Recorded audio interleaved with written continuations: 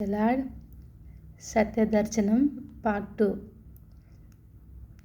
నా బ్రతుకు ముగించి ఈ విధంగా సంపాదించినది ఏమీయూ తీసుకొని పోకుండగా ఇలా ఖాళీ చేతులతో వెళ్ళిపోతున్నాను. ఎంతటి వారి గతైనా ఇంతే అని చెప్పి కన్నుమూశాడట. నిజమే. ఈ సంగతి పరిశీలన చేస్తే చక్రవర్తులు, రాజులు, ప్రధానులు, ముఖ్యమంత్రులు, సినిమా యాక్టర్లు, పేరుమోసిన డాక్టర్లు ఇలా ఈ లోకంలో గొప్పవారిగా చరిత్ర పుటంలో ఎక్కిన వారు అనేక మంది అగ్నిలో కాలి బూడిదగా, మట్టిలో మట్టిగా కలిసిపోయారు పోతున్నారు. ఇది వాస్తవం కాదనగలమా? ప్రతి ప్రారంభానికి ఒక ముగింపు ఉంది. అలాగే ప్రతి మనిషి జీవితానికి ఆరంభం, అంతం ఉన్నాయి.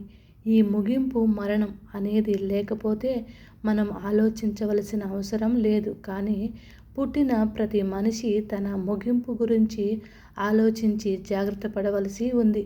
కానీ చాలామంది ఈ సంగతులు పట్టించుకోవడం లేదు. తనతో పాటు జీవితాన్ని ఆరంభించిన వారు, తనకంటే చిన్న వయసులో చిన్నవారు సైతం తన కళ్ళ ముందే కన్నుమూసి ఆవిరిలా మాయమవుతుంటే కళ్ళారా చూస్తూ కూడా ఆహా, వారంటే చనిపోయారులే, కానీ నేను అంత తేలికగా చావను, నేను ఇక్కడే స్థిరంగా ఉంటానని తన మనసుకు చెప్పి మోసగించుకుని మోసంలో బ్రతుకుతున్నాడు నేటి మనిషి.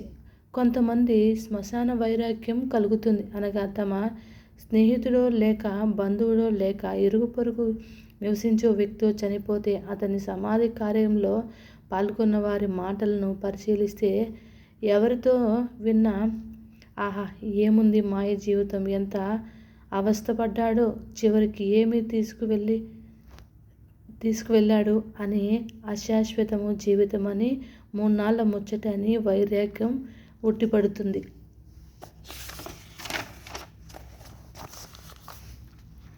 కానీ మీకు తెలుసా, ఆ శ్మశాన కార్యక్రమం అయిపోగన అంతవరకు వైరాగ్యం మాటలు పలికిన వారు వాస్తవాన్ని ఆలోచించక, మరణం తర్వాత జీవితాన్ని యోచింపక మళ్ళీ మాయలో పడి కొట్టుమిట్టాడుతూ ఉంటారు. అయితే వాని శ్మశాన వైరాగ్యం అన్నారు. దాన్ని శ్మశాన వైరాగ్యం అన్నారు. అంటే శ్మశానంలో మాత్రమే ఉంటుంది, బయటకు వస్తే మాయమైపోతుంది.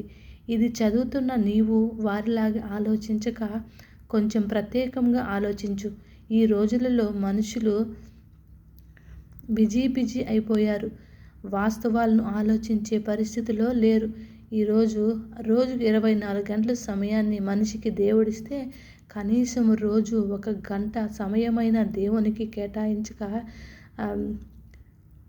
జాగ్రత్తగా తన సంపాదన 24 గంటలు తన సంపాదన, తన సుఖం, తన వారి సుఖం అంటూ ఖర్చు చేస్తున్నారు. చివరికి కిడ్నీలు చెడిపోయో, లేక గుండె జబ్బు వచ్చో, లేక లివర్ జబ్బు, ఇంకా తగ్గని జబ్బులు, మందులు లేని జబ్బులో వచ్చి చావు దగ్గర పడుతుంటే ఆ దిక్కులేని స్థితిలో భక్తి కట్టలు తెంచుకుంటుంది. మరి కొందరైతే ఆ స్థితి వచ్చిన ఆలోచించని మూర్ఖ శిఖామణులు, ప్రబుద్ధులు కూడా ఉన్నారు. అందుకే అన్నీ బాగున్నప్పుడే మనల్ని సృష్టించిన సృష్టికర్త అయిన దేవుని గురించి, మన ముగింపును గురించి ఆలోచించాలి, తెలుసుకోవాలి. అసలు దేవుడు ఉన్నాడా?